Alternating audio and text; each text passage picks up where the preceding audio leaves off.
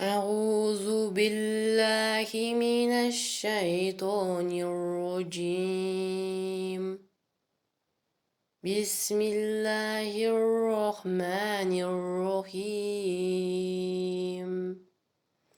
إذا زلزلت الأرض زلزالها وأخرجت الأرض أثقالها وقال الإنسان ما لها يومئذ تحدث أخبارها بأن ربك أوحى لها يومئذ يصدر الناس أشتاتا ليروا أعمالهم فمن يعمل مثقال ذرة خيرا يره ومن يعمل مثقال ذرة شرا يره